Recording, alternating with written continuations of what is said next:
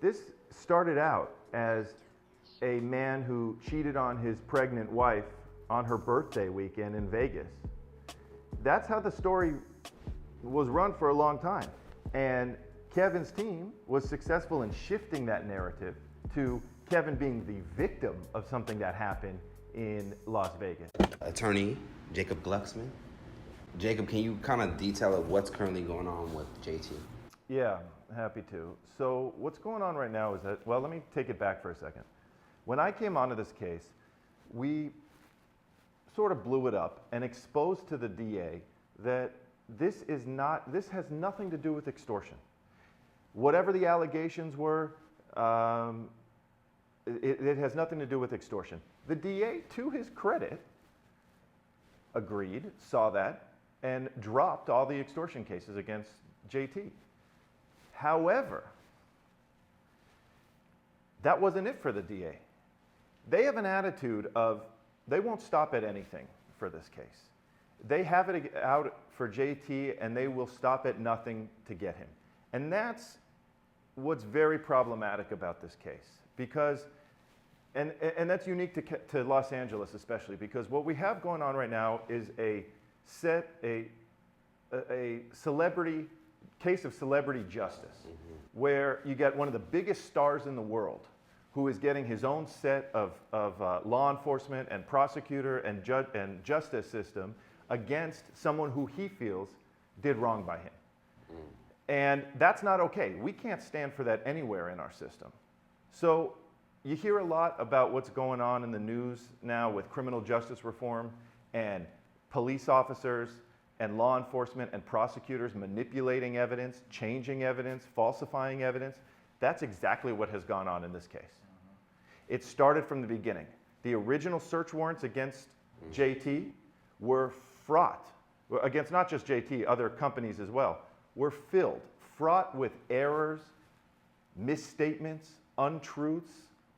I don't want to use the L word, but something real close to that. No. Okay.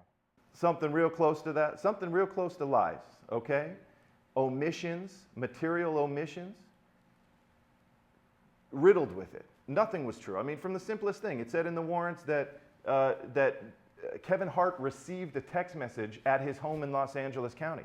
Not only, they knew full well, he never received a text message, A, and B, he was not even at his home in Los Angeles County. A simple Google search showed that he was on tour in North Carolina at the supposed time he received a text message, which he didn't. No effort was ever made to correct that misstatement. Okay, so the reports are filled with these kind of inaccuracies. Now, when you fast forward, once the DA realized that, and realized that they got it wrong, okay? And that's okay, you can get things wrong, and they realized that they got it wrong. What they should have done is drop the case, walked away. You know, what Kevin Hart did in Las Vegas, that was a bad move on his part. That was a mistake on his part. But what happened is that Kevin got together a team of very powerful and well-known attorneys, together with his whatever agents, managers, what have you, and they basically concocted a story to make Kevin look like the victim in the case. Then they got together, they presented this case to the DA. The DA and the investigator in the case, wow, they got a taste of celebrity here. One of the biggest stars in the world, Kevin Hart. And they went and ran with it. And they continue to persist on charges against Mr. Jackson when the evidence just doesn't bear out. They have gone so far as to literally make up a charge against him. And when you talk about what's going on in the world right now, when you have rapists and murderers and drug dealers and street robberies going on, here you have this man who served our country, who has absolutely no criminal record, and you have law enforcement and the criminal justice system doing everything they can to pin charges on this man. And that's not okay. And we need to stand against it. And we need to stand up for it. And you know what? Kevin Hart, I wish him well. He made a mistake that weekend, but for him to go and make himself the victim of a crime that never happened, that's not okay. And I think when it boils down to it, we're going to have 12 people sitting in a jury box who are going to agree with that, that this man did nothing wrong. Yeah. Is this, so just to clarify, the current charge is identity theft? That's the last one? Yeah. The DA has really twisted the specific words and language of the identity theft charge, the statute here in California, to really narrowly fit allegations in this case. And there is no case with similar facts and circumstances that sets a precedent for this, nothing that they can point to. And he's also charged it as a felony offense where this man could face state prison time if convicted. But fortunately, we know that, that's not going to happen. Yeah. Why do you, and just real quickly, why do you both can answer, think that these charges being dropped kind of happened so quietly? I think it was a little bit of pie in the face, a little bit on the DA's part. But like I said, I give the DA credit for realizing that he had a legal problem with the case. However, and I will tell you this, I don't know if JT can tell you or even knows this, but like I just said, you have a case of celebrity justice where you have a very powerful celebrity with a team of high profile and high powered attorneys and agents and managers putting pressure on the district attorney's office to pursue charges. Because the stronger they go against JT, the more of a victim Kevin Hart becomes. Honestly, my take on it is they thought that I was just this black dude that couldn't afford a lawyer, and they probably rolled the dice and thought I was going to get a public defender. No offense to public defenders, but they made so much noise in the beginning. Maybe due to perp walk, we got the guy. Kevin put out the Twitter, and it was this big thing, and again, like how he said, now it's the pie in the face. It's just like, oh shit, now they can, but it will make them look, extremely bad. And they probably thought about some lawsuit or whatnot. If they just come out and say, oh, well, we made a mistake. Kevin was never extorted. And by that time, Kevin had shifted the narrative. This started out as a man who cheated on his pregnant wife on her birthday weekend in Vegas. That's how the story was run for a long time. And Kevin's team was successful in shifting that narrative to Kevin being the victim of something that happened in Las Vegas. And they weren't about to risk going back to Kevin going back to being that guy who cheated on his wife. Absolutely. 100%. Right.